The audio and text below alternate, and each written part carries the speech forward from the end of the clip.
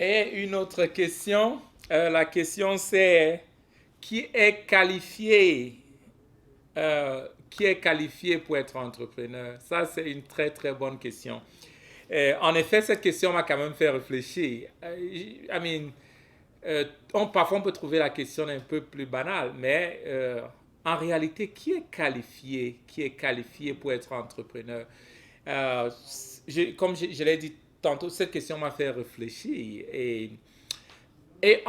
Pendant que j'étais en train de réfléchir, j'ai compris qu'il y a vraiment des gens qui sont qualifiés ou bien une façon de penser qui peut nous qualifier à être entrepreneurs.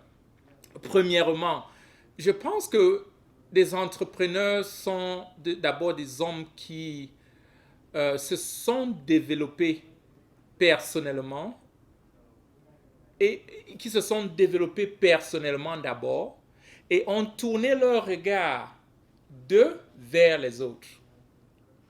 Encore, je pense que la première qualification, c'est la capacité de s'oublier et penser aux autres. Naturellement, nous avons cette...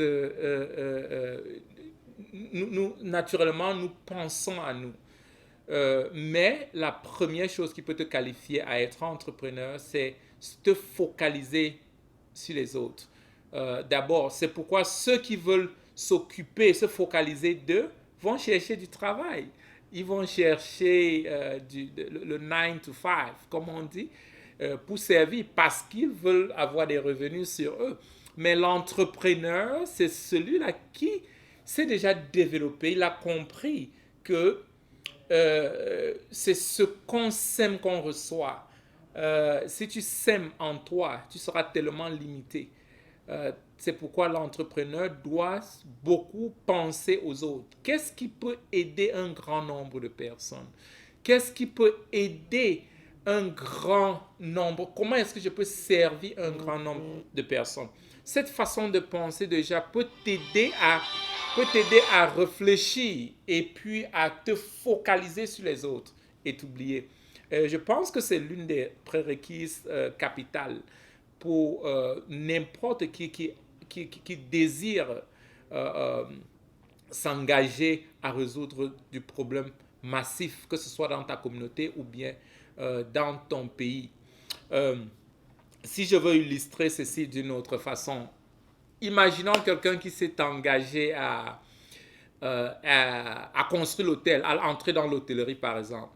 Si tu penses aller dans l'hôtellerie, tu ne peux pas aller construire une maison de 3 chambres et habiter. Tu iras construire l'hôtel. Même si tu habites au 4e niveau, tu vois, tu seras en train de penser aux autres, tu seras en train de penser aux visiteurs dans ton coin, tu seras en train de penser, tu seras en train de résoudre un problème de logement aux touristes ou bien aux touristes ou à ceux qui sont en transit dans ton coin. La même chose, pensons au transport, même les transports aériens.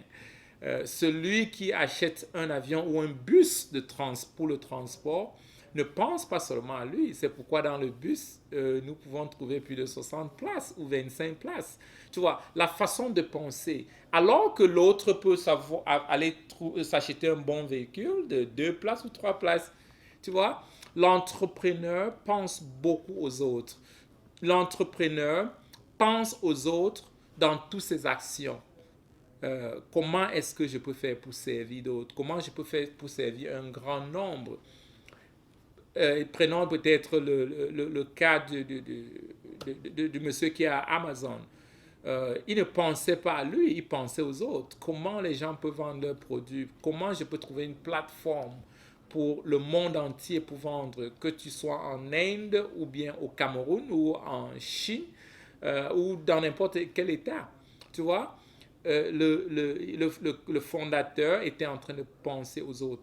Si tu veux être entrepreneur, la première qualification, ce sera de penser aux autres dans toutes tes actions. Et tu vois, ça change directement tout. Ça change directement tout. Donc, première qualification, ce qui te qualifie, déjà, c'est ta façon de penser. T'oublier et de penser aux autres. Si tu le fais, c'est que tu sais que tu es en chemin pour arriver au-dessus. Yeah. Donc, chaque entrepreneur doit d'abord se focaliser sur les autres.